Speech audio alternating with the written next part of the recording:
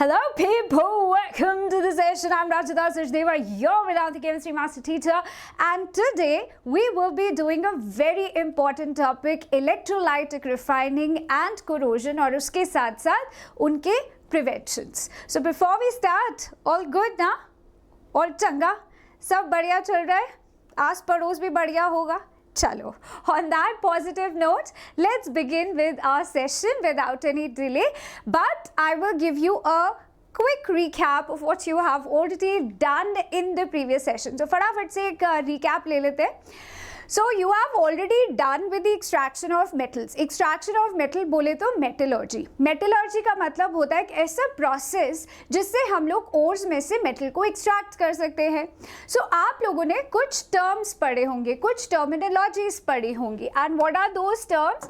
Let me just remind you. आप लोगों ने term पढ़ा है minerals, right? You have learnt about minerals, you have learnt about ores, as well as you have learnt about metallurgy, right? So minerals क्या होते हैं? Minerals होते हैं those elements and compounds which have been extracted from the earth crust naturally. जो भी elements या compounds हमने naturally earth crust में से निकाले हम उन्हें minerals कह देते हैं. But ores क्या होते हैं? वो minerals जिनमें से हम metals को extract कर सकते हैं profitably and कन्वीनियंटली, राइट? क्योंकि इंडस्ट्रियल टेक्निक है तो भाई प्रॉफिट तो बनता है बॉस. जब तक पैसा नहीं मिलेगा इंडस्ट्री को, उनके लिए ये process is of no use. So this has to be, this extraction का method has to be profitable and it should be easy and convenient. But metals को एक्सट्रैक्ट करेंगे कैसे? And that's when metallurgy comes into picture.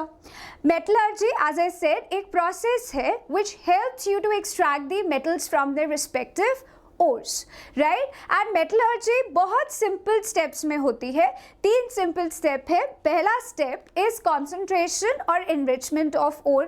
मतलब ऊपर से साफ सफाई. जितने भी gang particles contaminate करते हैं ore को, as we are extracting these things from earth crust. तो जब mining के दौरान कोई भी impurities है which is contaminating particular ore, उसको हम लोग remove करते हैं first step के अंदर, where we call it as concentration of ore और enrichment of ore. और उन impurities को क्या बोला जाता है? We call them as gang particles. ये गुंडा वाला gang नहीं है, GANGUE वाला gang है. So now as gang particles are removed, ऊपर से साफ सफाई हो चुकी है. Now it's time for us to move on to our next step.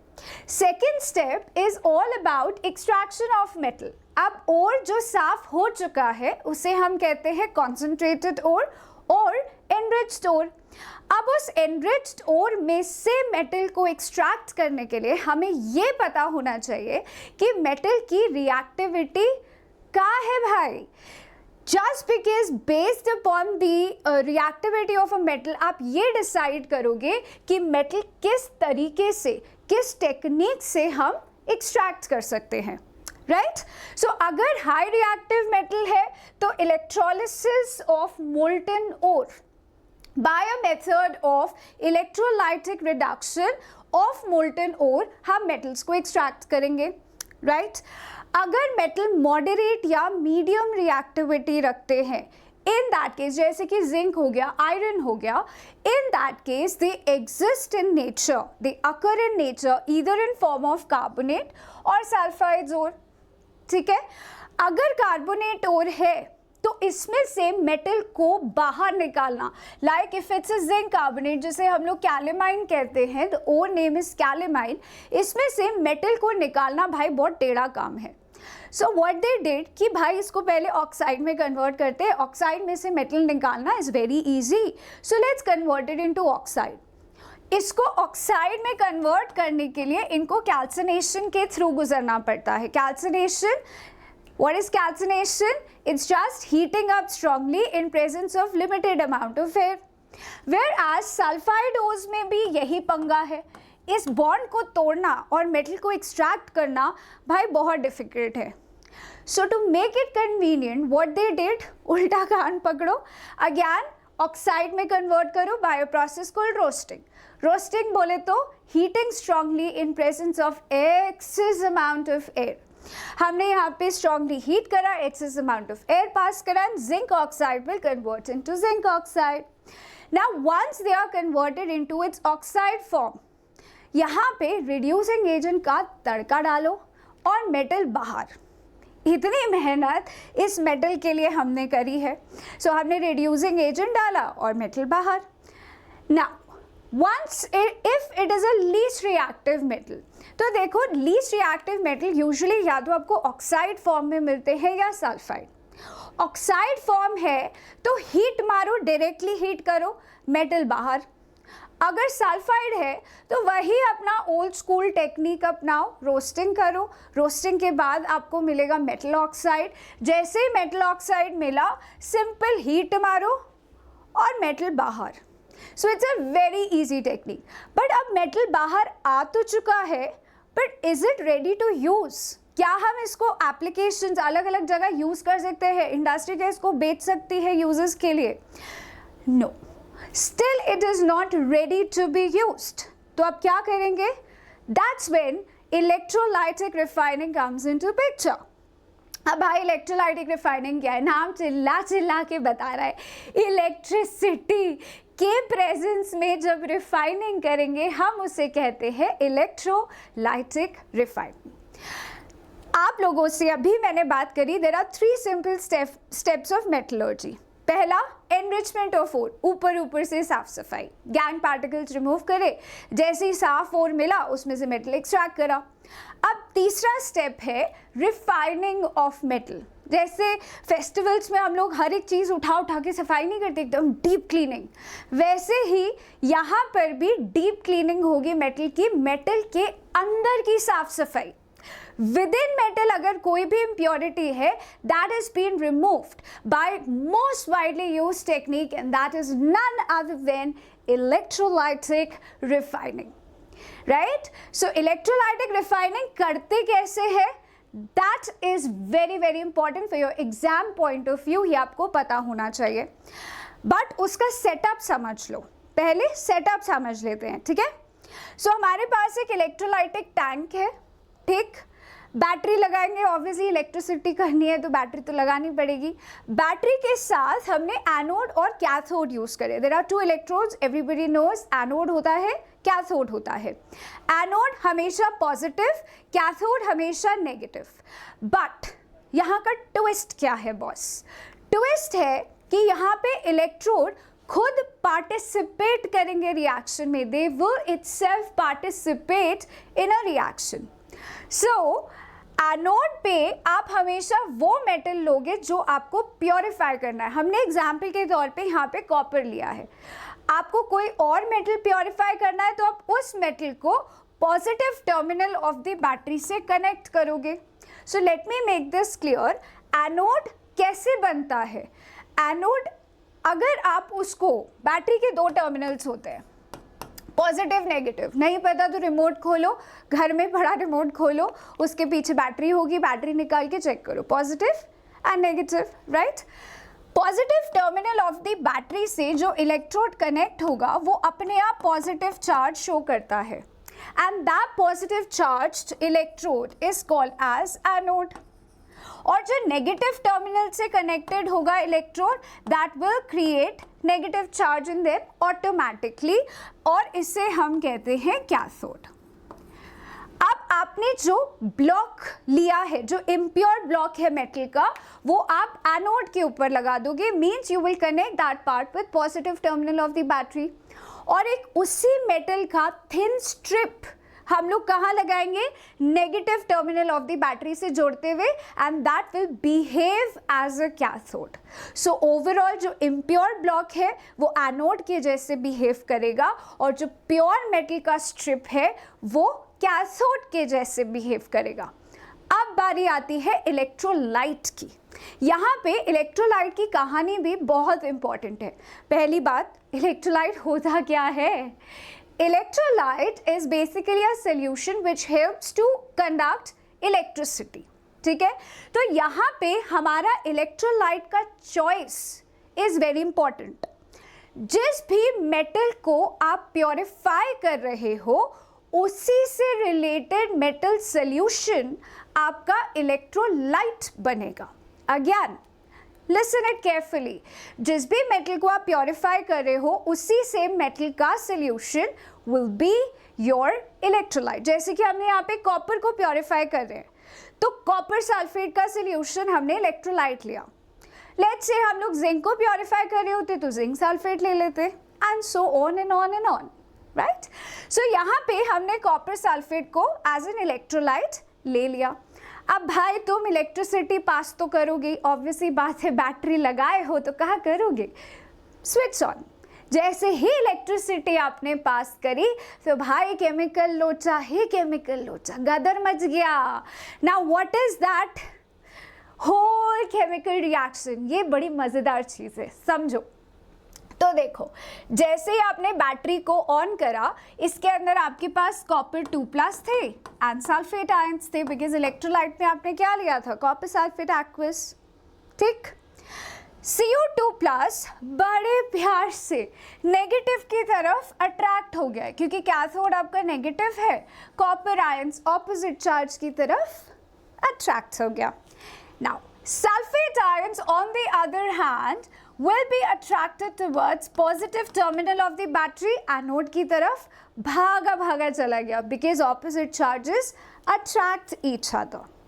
अब जैसे ही सल्फेट कॉपर की तरफ गया, इम्प्योर कॉपर के ब्लॉक की तरफ गया, देखे तो जरा क्या हुआ, लेट्स सी। एट एनोड अब हुआ ये, अच्छा सच से एक बात बताओ, तो हम लोग के जितने भी क्रश हैं, क्रशेस जो होते हैं, क्या वो रिलेशनशिप में एंड कर जाते हैं? अब मेरा किसी हीरो पे क्रश है तो थोड़े ना मैं उसे शादी करके बैठ जाऊंगी, है कि नहीं?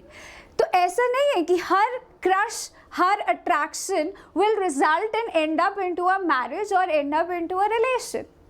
तुम समझ ही रहे होगे भाई। सॉरी अगर मैंने किसी की दुखती रग पे हाथ रखा हो, तो हमारा कोई ऐसा इंटेंशन नहीं था। ओके, तो बेचारे सल्फेट के साथ ऐसा ही कुछ हुआ। सल्फेट कैथोड एनोड की तरफ आया तो सही, बट कुछ बात नहीं बनी। So sulfate ions got attracted towards positive anode, लेकिन इनके बीच पे कोई बॉन्डिंग नहीं हुई, कोई केमिस्ट्री नहीं बनी, कोई केमिकल लोचा नहीं हुआ। Now why?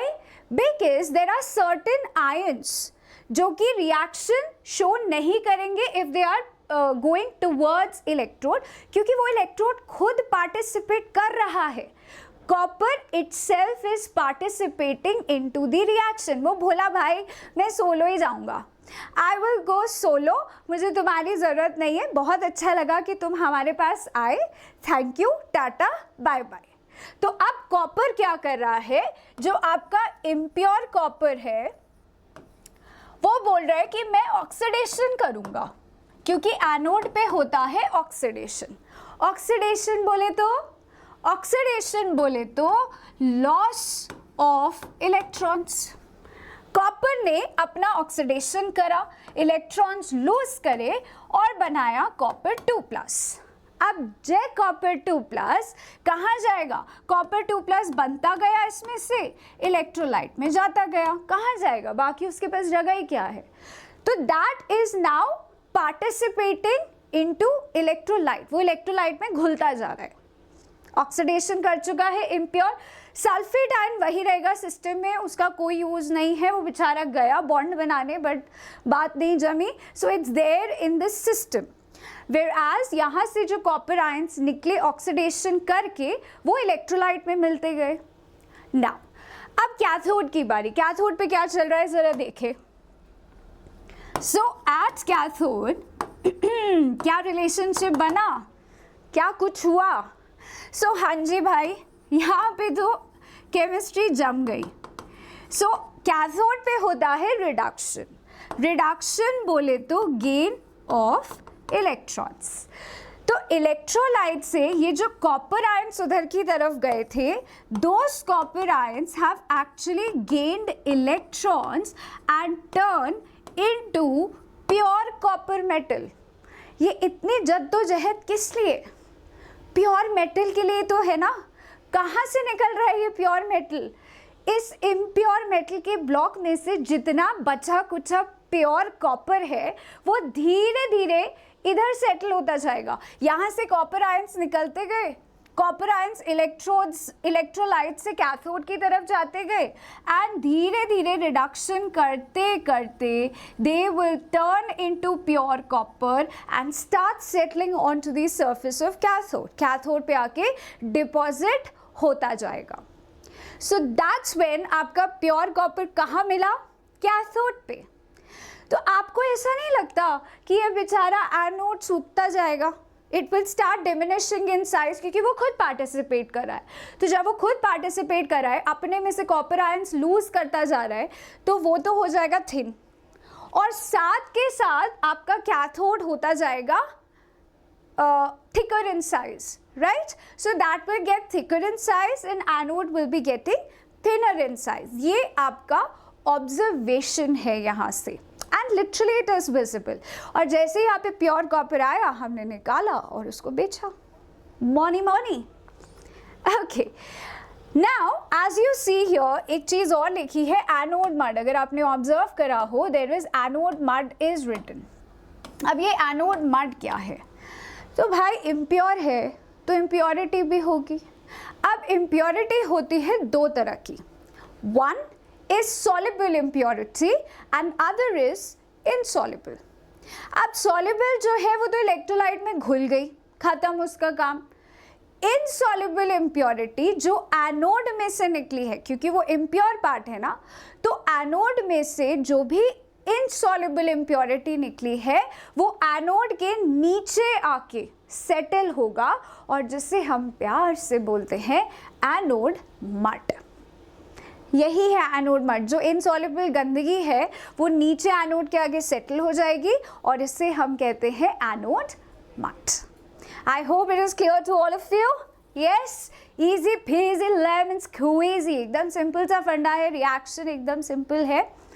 So passing current through electrolyte dissolves pure metal from anode into electrolyte. Anode से pure metal हमारे electrolyte में आता गया. On the other hand, equal amount of pure metal from electrolyte gets deposited on cathode. तो ये basically एक cycle चल रही है. Anode देता जा रहा है और कैथोड उसका full advantage उठा रहा है, और वही चीज़ वो उससे लेता जा रहा है. Right?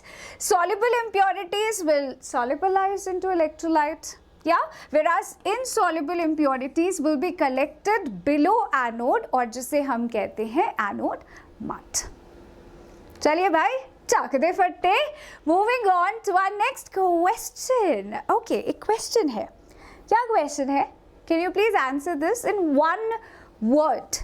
सिर्फ एक वर्ड में हमको आंसर कर दीजिए भाई चैट बॉक्स में. Enlighten me with your knowledge. We know that metals react with water, acid and non-metals in different ways. ठीक है, पता है भाई हमें. What happens when metals are exposed to moisture in air? क्या होगा अगर मेटल्स को हम लोग बहुत लंबे समय के लिए, prolonged period of time के लिए छोड़ देंगे? So in presence of moisture in air, उनका क्या हश्र होगा, उनका क्या हाल होगा? कृपया करके अपना आंसर चैट बॉक्स में लिख दीजिए. So let's see if you're right or not, and answer is corrosion. क्या corrosion अच्छा है या बुरा है? Let's take a look. So भाई और बहनों, ज़्यादातर corrosion is a bad. Why? Because it deteriorates the metal surface. ये metal के surface को खा जाता है. Literally it deteriorates. Quality poor होती है. Moisture हो गया, air हो गया, acid, they all attacks on metal surface. But ये ध्यान रखना, this is not a quick process. ये quick नहीं है, spontaneous नहीं है, ये अपना time लेता है. It takes a prolonged period of time. सोच के देखो, गाड़ी पे अगर स्क्रैच लगा, ठीक है, और पेंट उतर गया, तो धीरे धीरे यू विल सी कि it starts turning brown in colour. उस जगह का कलर बदलने लगता है. ऐसा तो है नहीं कि आज सुबह स्क्रैच लगा, शाम तक जी कलर ही बदल गया. ऐसा तो नहीं होगा. So it is a slow reaction. और वो जो कलर बदला हुआ दिखा ना आपको, that's corrosion. That's particularly called as rusting.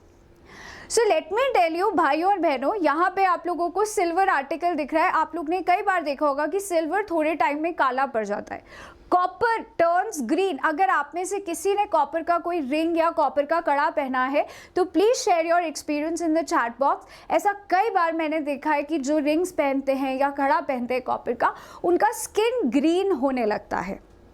या अगर आपके पास कॉपर का बॉटल है या कॉपर का कोई भी घर पे यूटेंसिल है, it will start turning green in colour after some time. ऐसा काहे हुआ? क्या केमिकल लोचा हुआ? क्या केमिकल रिएक्शन हुआ? In fact iron starts rusting. ये तो बहुत कॉमन एक्टिविटी है और ये कई बार देखने को मिलती है, right? So basically it is defined as a natural process. Natural है, हो रहा है, लेकिन हम इसको प्रिवेंट कर सकते हैं बाय सर्टेन methods. तो they will transform into undesirable substance. अगर moisture या water लगता रहेगा continuously, they will turn themselves, transform them into undesirable substance. Iron rust होने के बाद किसी काम का नहीं है, it starts shedding off. आपने देखा होगा अगर बाथरूम के गेट्स मेटल के होते हैं तो नीचे से दे स्टार्ट रस्टिंग और वो शेड होने लगते हैं, टूटने लगता है, झड़ने लगता है। या सो आप क्वालिटी देख रहे हो कैसे डिटोरेट होती है if it starts rusting. So it's a bad condition, बहुत बुरा है ये। Reaction causes definitely damage, disintegrate होता है metal and it will going to be affected. वो पूरा मेटल का जो क्वालिटी है वो अफेक्ट होगा ही होगा। Now, rusting in iron की अगर हम बात करें specifically, so before we move on, let me tell you, corrosion जो है ये एक पेरेंट टर्म होता है। corrosion is a parent term जो आपको बस ये बताता है कि अगर मेटल के ऊपर एसिड या एयर या मॉइस्चर अटैक करेगा कंटिन्यूसली तो उसका सरफेस डिटोरेट होगा, खराब हो जाएगा, राइट? corrosion के नीचे दो टर्म्स आती है। एक होता है जंग, हिंदी में कहते हैं हम जंग, विच इज कॉल्ड रस्टिंग। लेकिन रस्टिंग जो है वो सिर्फ आयरन के लिए यूज होती है। सिर्फ आयरन या लोहे पर ही जंग लगता है। ये टर्म जो है आप किसी और मेटल के लिए यूज ना ही कर सकते, बिल्कुल नहीं करोगे, ठीक? And other term is called tarnishing. Tarnishing आप बोल सकते हो, कोरोजन ऑफ सिल्वर को हम टार्निशिंग कह देते हैं, कोरोजन ऑफ कॉपर को हम टार्निशिंग ऑफ कॉपर कह देते हैं। तो आप रस्टिंग जैसा टर्म सिल्वर या कॉपर के लिए यूज नहीं कर सकते। सो ध्यान रखना, ये टर्म आप सिर्फ आयरन के लिए यूज करेंगे and you will never ever right this in your paper for other methods. आगे बढ़े? Oh good, okay, चलिए, so let's take this पहले आयरन का रस्टिंग। सो आयरन के रस्टिंग के लिए दो नेसेसरी कंडीशंस है, यहाँ से एग्जाम में क्वेश्चन आता है 2 मार्क्स का या 1 मार्क का। What are the necessary conditions for rusting of iron? पहला एयर और दूसरा मॉइस्चर। इनमें से एक भी चीज़ गायब रस्टिंग नहीं होगी। चाहे एयर या वाटर में से, मॉइस्चर में से कोई भी एक चीज़ नहीं होगी तो रस्टिंग नहीं होगी। So these are the 2 necessary conditions of metal to get rusted. अब रस्टिंग का फॉर्मूला आता है, रस्ट का फॉर्मूला भी एग्जाम में आता है, विच इज Fe2O3.XH2O। का है ये XH2O? Let's see. So iron जब लंबे समय तक ऑक्सीजन और मॉइस्चर के कांटेक्ट में आता है, दैट फॉर्म्स फेरिक ऑक्साइड। लेकिन यहाँ पे पानी है तो हम इसको लिख देंगे हाइड्रेटेड फेरिक ऑक्साइड। एक और नाम है, you can write that one also, which is again hydrated because of water, iron 3, Roman number में 3, ऑक्साइड because यहाँ पे आयरन का वैलेंसी 3 है, so you can write hydrated iron 3 oxide also. So this is actually the formula of rust which makes that brown flaky substance जो बनाता है वो इस फॉर्मूले की वजह से बनता है, right? Now what is X here? कई बच्चों का डाउट होता है मैम ये X क्या है? So X is showing you unknown amount of moisture. हमने यहाँ पे XU शो करा है because we are considering this as unknown amount of moisture. एक और बात, कई सारे बच्चे इसको लेकर सोचते हैं कि मैम ये तो वाटर ऑफ क्रिस्टलाइजेशन है। नहीं, डॉट लगते ही वाटर ऑफ क्रिस्टलाइजेशन नहीं होता। अगर आप याद करो वाटर ऑफ क्रिस्टलाइजेशन होता था फिक्स्ड नंबर या definite number of water molecules. आपको पता होता था डॉट के बाद कितने स्पेसिफिक वाटर मॉलिक्यूल्स है, वो यहाँ नहीं है। तो प्लीज इसको कंफ्यूज मत करना with water of crystallization. Dot का मतलब होता है लूज बॉन्डिंग। डॉट का मतलब ये नहीं है कि अरे वाह उसके बाद जो भी पानी आएगा वो तो वाटर ऑफ क्रिस्टलाइजेशन है, बिल्कुल नहीं। So don't get confuse with such thing. Okay, now comes to copper. Copper green होता है। कैसे ग्रीन होता है, क्या बनता है उसके ऊपर? तो जब copper moisture, carbon dioxide, oxygen के साथ रिएक्ट करता है for a long period of time, that turns into a green coating. वो ग्रीन कोटिंग किसकी होती है? CuOH whole twice dot CuCO3, जिसे हम कहते हैं बेसिक कॉपर कार्बोनेट। इसका केमिकल नेम क्या है? Basic copper carbonate. और यही आपके लिए बनाता है ग्रीन कलर का कोटिंग। समझ ला? ऑल गुड, चले फटे। I hope everything is going amazing. अच्छा, कोई है जिसने कभी देखा है पीताम्बरी पाउडर से कॉपर के बर्तनों को घिसते हुए? या आपने कभी करा हो? कॉपर के बर्तन को पीताम्बरी पाउडर एक आता है, ऐड भी आता है इसका। कॉपर के बर्तनों को चमका देंगे एकदम नए जैसा, ऐसा करके कुछ ऐड आता है। In fact some people use tomato ketchup. कुछ लोग लेमन से घिसते हैं इसको। कभी सोचे हो काहे? Why? Lemon acidic, ketchup acidic, vinegar acidic, Pitambari powder भी एसिडिक होता है। क्यों? हम लोग कोई भी क्लीनिंग के लिए जो एजेंट ले रहे हैं वो हमने एसिड लिया। Why acidic substance? क्योंकि जो ग्रीन कोटिंग बना है वो बेसिक है और इसको न्यूट्रलाइज करने के लिए आपको कोई ना कोई एसिडिक सब्सटेंस ही चाहिए होगा। तो जो पीताम्बरी पाउडर आप लोग यूज़ करते हो, a small piece of advice, कि जब भी आपके घर में आपके लव्ड वन से आप खुद धो रहे हो कोई भी ऐसा बर्तन using Pitambari powder, so always wear gloves because it's quite acidic in nature. So अगर आप बार बार यही चीज़ दोहरा रहे हो, so at one point of time you will feel कि आपके हाथ भी थोड़े थोड़े खराब होने लग रहे हैं, स्किन खराब होने लगती है। सो it's a basic copper carbonate, इसीलिए हमेशा इस ग्रीन कलर को, कोट को हटाने के लिए हमें एसिडिक सब्सटेंस का यूज़ करना पड़ता है। Okay, next is tarnishing of silver. कई लोग होंगे जिन्होंने देखा होगा सिल्वर का पायल काला पड़ गया, सिल्वर का कॉइन काला पड़ गया, spoon. So silver articles turn और टर्न्स ब्लैक इन कलर। वो ब्लैक कलर का रीजन क्या है? That reason of black colour is formation of silver sulphide. का नाम है silver sulphide, and this is the reason for blackness और black coating on to the silver article. तो अगर आप यहाँ ध्यान से देखो तो आपको पता चलेगा सिल्वर ऑक्सीजन के साथ डायरेक्टली रिएक्ट नहीं करता। सिल्वर ऑक्सीजन में या एयर में प्रेजेंट हाइड्रोजन सल्फाइड गैस के साथ रिएक्ट करता है और धीरे धीरे जो ब्लैक कलर का कोटिंग जमा होने लगता है, that's silver sulphide which is Ag2S plus hydrogen gas मुफ्त हवा में है वो, तो इतना पता नहीं चलता है। ओके जी, सो कौन से ऐसे मेटल्स हैं जो कोरोड नहीं होते? Gold?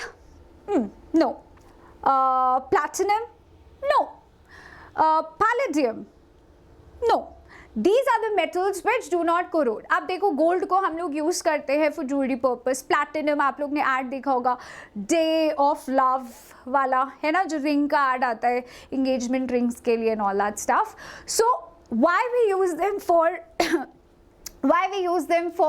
jewelry purpose? Because they do not easily react. ये metals least reactives में आते हैं because they are so less reactive. इनके साथ ना पानी रिएक्ट करता है ना एयर रिएक्ट करता है। सो दैट्स द रीज़न हम लोग इन तीन मेटल्स को बोलते हैं because they are very very less reactive, they will not get corroded. Now prevention time, prevention is always better than cure. So आप लोगों ने ऐसी बहुत सारी न्यूज़ सुनी होगी which is very bad news, like train पटरी से नीचे उतर गई, so many people have died, ये ब्रिज टूट गया, so many people have died. So why is this happening? Just because अगर मेटल कोरोड होता है तो it will start shedding of, उसका क्वालिटी ख़राब होता है ना, और एक टाइम आएगा जब वो टूटता है. Specially I am talking about iron right now. So iron को बचाना इज़ बेटर रादर देन उसको क्योर करना, क्योंकि एक बार कोरोड हो गया ना भाई तो हो गया. So better to prevent it, because it's not only harming human, it's not only just harming economy of the country, but it is also harming human life. तो भाई बचा लो, कभी कभार चीज़ों को ना ठीक कर लेना चाहिए या मेंटेन कर लेना चाहिए. ये तुम समझ रहे हो इशारा किसकी तरफ जा रहा है. Okay, so one is painting, other is applying grease और ऑयल. पेंटिंग, ग्रीस, ऑयल सस्ता सुंदर टिकाऊ तरीका है. And it's very temporary, you have to maintain it always, बार बार कराना पड़ता है. बाहर गाड़ियों पे पेंट होता है, राइट? तो गाड़ियों पे जो पेंट हो रहा है वो क्यों हो रहा है? सुंदर दिखाने के लिए. हाँ वो तो है ही, बट उसके अलावा it is been painted so that metal does not get rusted. Railings पे बाहर घरों के पेंट हो रहा होता है, obviously aesthetically it looks very beautiful, but उसके अलावा the major reason of painting them is to prevent them from getting rusted. Oil greasing, आप लोग ने देखा होगा जो स्विंग मशीन के अंदर जो काम करते हैं या स्विंग मशीन जो यूज़ करते हैं, they put oil in that, greasing करते. क्यों? पेंट क्यों नहीं कर सकते हो? या बाइसाइकिल्स की चेन होती है, अगर आप लोग साइकिल चलाते हो तो आपको हर थोड़े टाइम बाद, महीने 2 महीने बाद जाकर उसे ग्रीस कराना पड़ता है, ऑयल कराना पड़ता है. वाई? पेंट क्यों नहीं कर लेते, एक बार में काम खत्म? Have you ever thought about it? क्योंकि वो इतनी इंटीग्रेट प्लेसेस हैं, इतनी अंदर ऐसी छोटी छोटी जगह है जहाँ पे पेंटिंग पॉसिबल नहीं है, तो we go for oiling and greasing. सस्ता सुंदर टिकाऊ तरीका, बट इसको बार बार मेंटेन करना पड़ता है. Next is galvanisation. ये बहुत बहुत इंपॉर्टेंट है आपके एग्जाम पॉइंट ऑफ व्यू से. 1 मार्क का क्वेश्चन आता है, डेफिनेशन आता है, फिल इन द ब्लैंक्स में आ जाता है. So various ways they can ask. Galvanisation होता क्या है? गैल्वेनाइजेशन के अंदर आयरन की लेयर, आयरन के ऊपर जिंक का लेयर चढ़ा देते हैं. सो आयरन के लेयर के ऊपर जब जिंक का कोट करते हैं, जिंक का कोट करते हैं, that's when we call it as galvanization. जैसे आपने टीन शेड्स देखे होंगे, वो गैल्वेनाइज्ड होते हैं. या फिर बाथरूम में मेटल की बकेट्स होती हैं, वो गैल्वेनाइज्ड होती हैं. बड़े बड़े टीन के डब्बे आते हैं जिनमें कई लोग they put grains and all storage के लिए, वो भी गैल्वेनाइज्ड होते हैं. सो it's a temporary method only, लेकिन इसको मेंटेनेंस ज़्यादा नहीं चाहिए होती है. ईयर्स एंड ईयर्स ये लोग आराम से चलते हैं. So though it's a temporary technique, but it's not required a frequent maintenance. तो that's a good part. But इसको करते कैसे हैं? How it is galvanized? तो मेटल को, आयरन को मोल्टन जिंक में डिप करके बाहर निकाल लेते हैं. सो उसके ऊपर एक लेयर आ गया ना, किसका लेयर है? जिंक का. उसको फिर सूखने छोड़ दो and that is then galvanized. तो जिंक क्या करेगा, जब इसके ऊपर ऑक्सीजन, मॉइस्चर का अटैक होगा, that makes a layer of zinc oxide. Zinc भी कोरोड होता है, लेकिन अच्छे के लिए.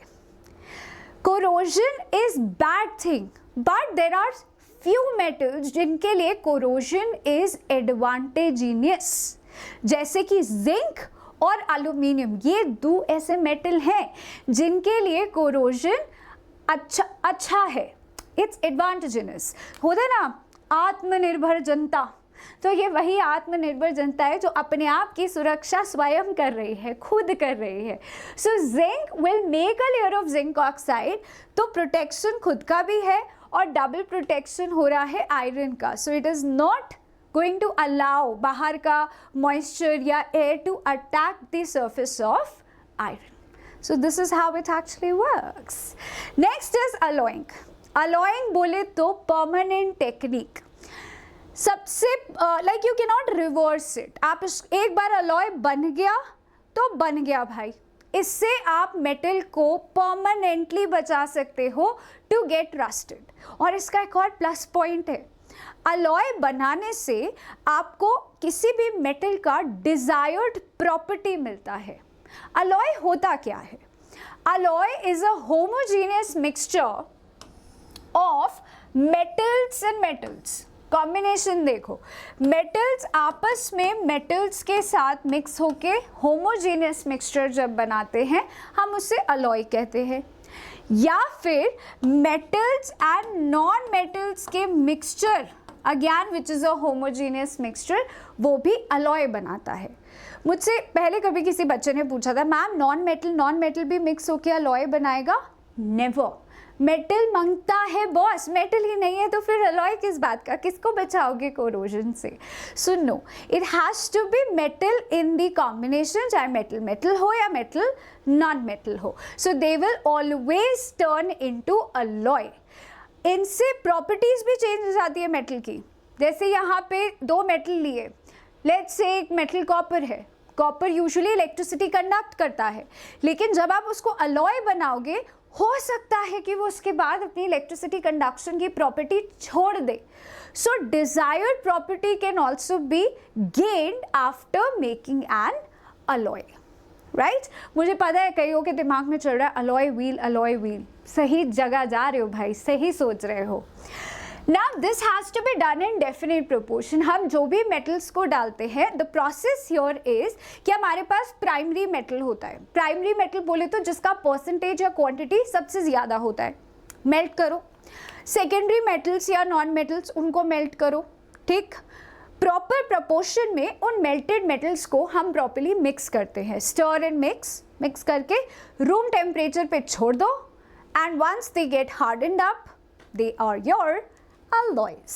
बन गए अलॉय. बहुत सिंपल है अलॉयज बनाना, बस हम लोगों को परसेंटेज, प्रपोर्शन, कॉम्पोजिशन का ध्यान रखना पड़ता है. एंड खुशी की बात यह है कि तुम लोग को परसेंटेज याद नहीं करने. So which is the best part here. देखो, स्टील किससे बना है? Iron which is a metal, और उसके साथ कार्बन है ना. Carbon is a non metal. So iron plus carbon will give you steel. Stainless steel, rust free steel, that is iron, nickel, chromium, और इसके साथ little bit quantity of non metal carbon का भी जाता है. ठीक, ब्रास के अंदर कॉपर एंड जिंक दोनों मेटल्स है. ब्रॉन्ज के अंदर कॉपर एंड टिन है. ड्यूरालुमिन जो आप घर में प्रेशर कुकर यूज़ करते हो, या एरोप्लेन्स की बॉडी होती है, एयरक्राफ्ट्स की जो पार्ट्स होते हैं, they are made from duralumin. अगर आप सोचो प्योर एल्यूमिनियम हम लोग ले लें प्रेशर कुकर बनाने के लिए या एयरक्राफ्ट्स बनाने के लिए, तो भाई बहुत बहुत भारी पड़ेगा.